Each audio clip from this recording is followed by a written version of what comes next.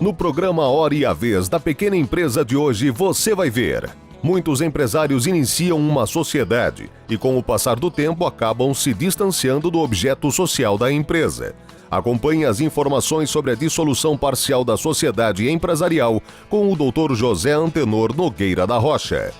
Com o advento da internet, muitas empresas estão migrando para o universo do e-commerce. No quadro Pequena Notável, conheça uma empresa que investiu neste tipo de negócio e apresenta crescimento de 30% ao ano. Estamos próximos ao fim do ano e muitas empresas começam a se preparar para um aumento nas despesas. Um deles é o 13º salário. Saiba mais sobre o assunto com a especialista Fabiana Scandiuzzi.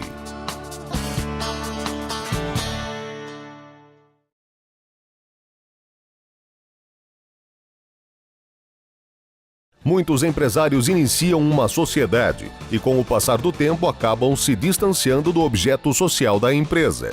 Acompanhe as informações sobre a dissolução parcial da sociedade empresarial com o Dr. José Antenor Nogueira da Rocha. Normalmente, os contratos sociais, eles contêm cláusulas que resolvem a sociedade com relação ao sócio que coloca em risco ou que se retira da sociedade, enfim.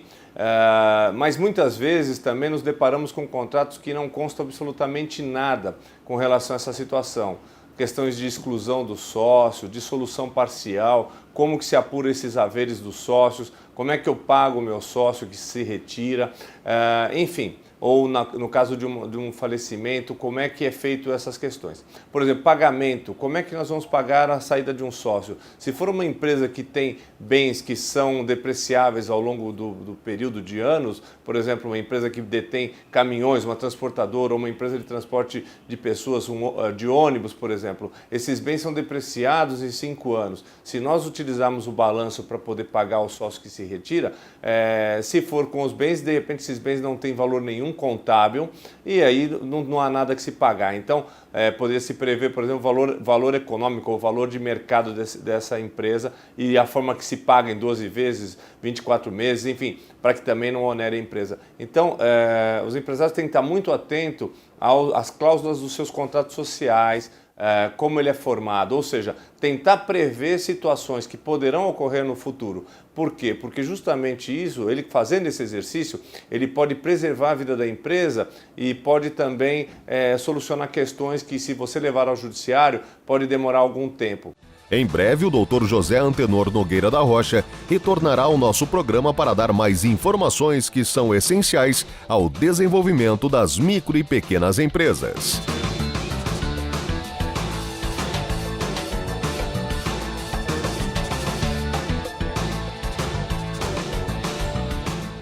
Com o advento da internet, muitas empresas estão migrando para o universo do e-commerce. Pensando nisso, este empresário decidiu investir neste tipo de negócio. A loja do profissional, hoje ela atende pequenas empresas, profissionais liberais no Brasil todo.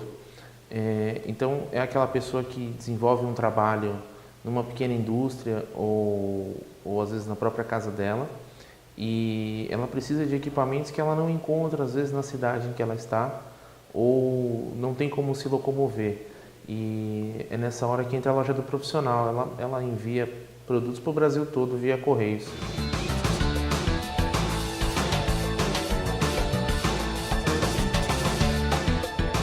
A ideia de começar a loja do profissional, ela se mistura um pouco com a minha história também.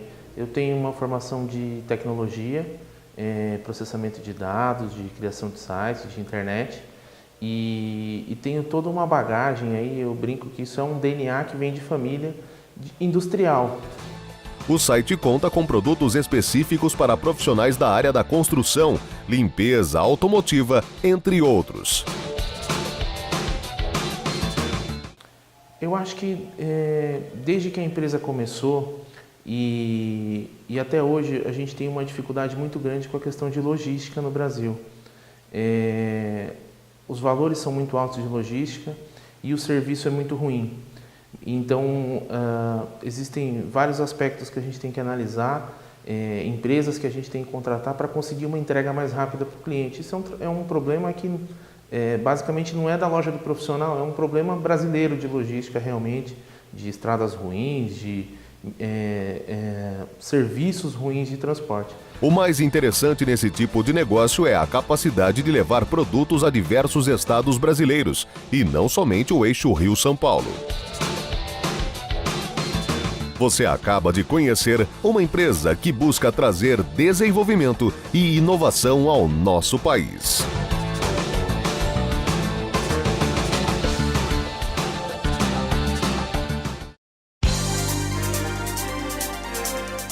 Você está assistindo A Hora e a Vez da Pequena Empresa.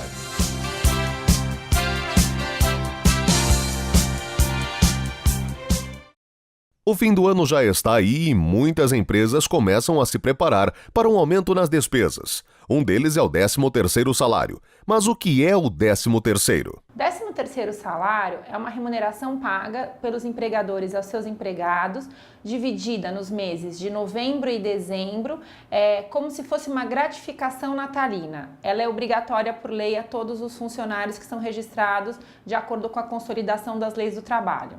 Qual é o prazo de pagamento para os empregadores?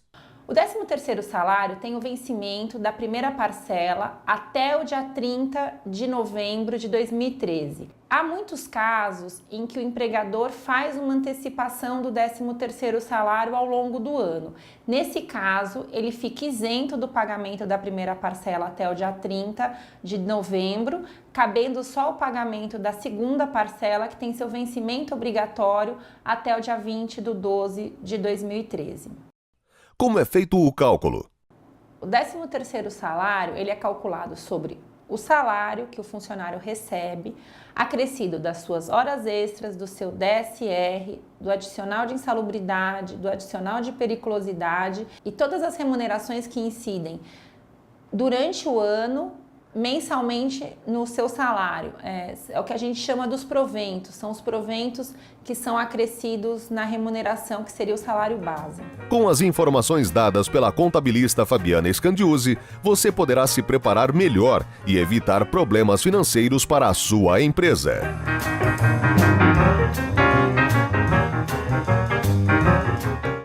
O programa de hoje ele vai trazer informações inéditas que jamais foram colocados sobre a importância e a representatividade da micro e pequena indústria no estado de São Paulo. Só para vocês terem uma noção de alguns números, entre empregos diretos e micro e pequenas indústrias de São Paulo, é maior do que a população inteira do estado de Sergipe, do estado de Rondônia, do estado de Tocantins, do estado do Acre, do Amapá e de Roraima, entre outros.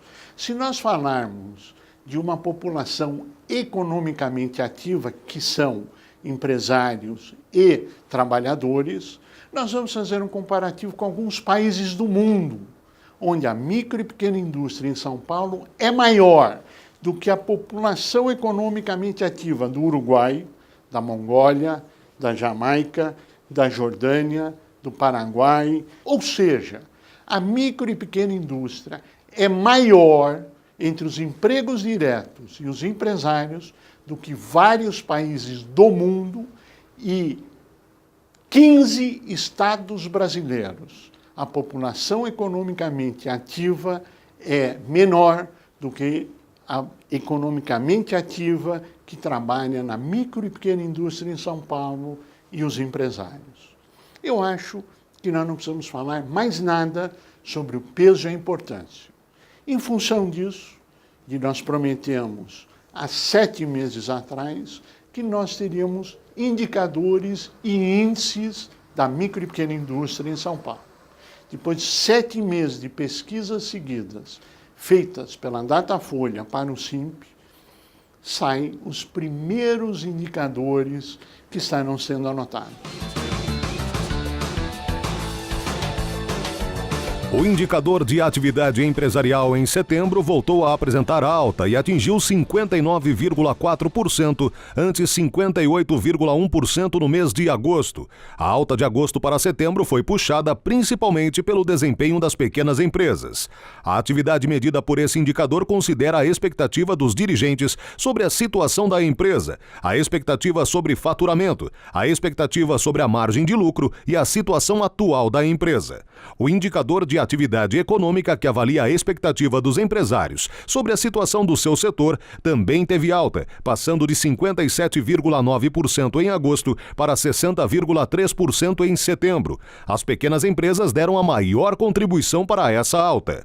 O indicador de investimentos não seguiu a tendência verificada para a atividade das micro e pequenas e caiu de 26,7% para 20,8% entre agosto e setembro. Tanto micro quanto pequenas contribuíram para a queda do indicador, que considera a disposição dos empresários em investir em máquinas e equipamentos. O indicador de custos do setor das micro e pequenas apresentou ligeira alta, 49,3% para 51,3% entre agosto e setembro. Esse indicador leva em conta os aumentos de custo que as empresas do setor tiveram no mês anterior à pesquisa e a expectativa dos dirigentes sobre aumentos de custos nos próximos meses. O indicador de emprego também ficou em baixa na comparação com agosto, atingindo 57,2% em setembro, antes 59,7% no mês anterior. Para o indicador de emprego foram consideradas a abertura e fechamento de vagas no mês anterior à pesquisa e a disposição dos dirigentes das empresas do setor em abrir ou fechar vagas no próximo mês. Qual a importância desses indicadores? Nós já mostramos o peso econômico e social maior do que muitos países. Agora, para você, para a sua atividade, para a sua vida, por que este indicador pode ser importante? Por vários motivos. Primeiro, para você poder analisar se a sua empresa está dentro da média geral, está melhor ou está pior. Segundo, conhecer as tendências reais daquilo que é o mercado interno de São Paulo, o mercado interno brasileiro. Terceiro, para os governos que têm interesse em criar políticas públicas, eles passam a ter especificamente índices e indicadores da micro e pequena indústria. Vocês já pararam e se perguntaram por que até hoje nunca existiu um índice, indicador específico de micro e pequena indústria? Pois é, estes são alguns motivos para a reflexão e para entendermos a importância e os rumos que isso pode trazer. Dentro da pesquisa, algumas coisas saltam aos olhos. A concorrência com os produtos importados também merece atenção especial. Entre os pequenos e micros empresários da indústria paulista, 87% consideram que seus produtos concorrem em situação desfavorável com as mercadorias vindas do exterior. Esse índice cresce a cada mês. Agora nós vamos falar de um item que realmente se sobressaiu muito na pesquisa e que demonstra que 87% das empresas que concorrem com produto importado consideram a concorrência desleal. É um choque para todos? Sem dúvida. Precisamos adotar medidas para defender isto? Sim. E o resto do mundo? O que o resto do mundo está fazendo? Pois é, existe um jornal chamado US Today, que é um jornal de grande veiculação e de grande respeitabilidade nos Estados Unidos. Existe um economista chamado Sr. Madden, que fez esta matéria dizendo, feito na América. E esta matéria, a qual vocês poderão ter acesso no nosso site, na íntegra, ou no próprio jornal US Today, do dia 20 de agosto de 2013, onde ele fala que se cada americano, de cada 20 produtos que ele compra, apenas um produto fosse fabricado nos Estados Unidos, ele geraria 1 milhão de novos empregos. Mas a meta dele é gerar 10 milhões de novos empregos. Veja bem, Estados Unidos, para cada 20 produtos, se apenas um for produto fabricado nos Estados Unidos, você passaria a gerar 1 milhão de novos empregos. Será que isso vale só para os Estados Unidos? Será que só os americanos é que estão olhando para o seu mercado interno? Será que não está na hora de valorizarmos o nosso mercado interno e comprarmos produtos fabricados no Brasil? Porque, afinal de contas, quando você compra um produto importado, você está gerando emprego num outro país. Você está deixando de gerar emprego no Brasil, deixando de ter receita no Brasil, renda no Brasil, mercado interno, poder de compra, produção, crescimento econômico, para privilegiar todos esses fatores em algum outro lugar do mundo. Nós não estamos pregando o fechamento da economia. Nós não estamos defendendo que o Brasil deve ser uma ilha isolada do mundo. Mas nós estamos dizendo, valorize o que é nosso. Compre produtos fabricados no Brasil, porque você tem o fabricante que lhe oferece garantia, você sabe onde esse produto tem qualquer problema, e os produtos que vêm lá de fora, será que eles oferecem essa garantia? Será que existe algum país do mundo onde não existe um parque fabril forte que seja sinônimo de prosperidade? A reflexão e as conclusões são suas. O nosso ideal, o nosso problema, a nossa meta é fazer com que você reflita sobre os caminhos que deveremos seguir. E isso tem que ser um movimento da sociedade. Você, como cidadão, tem que pensar e escolher o que comprar, onde comprar e por que comprar. Quando diante de dois produtos, um nacional e outro importado, você prefere o importado. Desculpe, mas você fez um mau negócio. Primeiro, porque o nível técnico do Brasil está no mesmo nível dos produtos internacionais, às vezes melhor. Depois, porque quando deixa de comprar um produto feito em nosso país, você diminui nosso mercado interno. Resultado, menos empregos, menos oportunidades de trabalho. Prefira sempre produtos fabricados no Brasil. Uma campanha do Sindicato da Micro e Pequena Indústria do Estado de São Paulo. Apoie você também. Por que é que nós estamos dedicando um programa inteiro a esses indicadores, a esses índices de atividade? Por vários motivos que nós já explicamos durante o programa.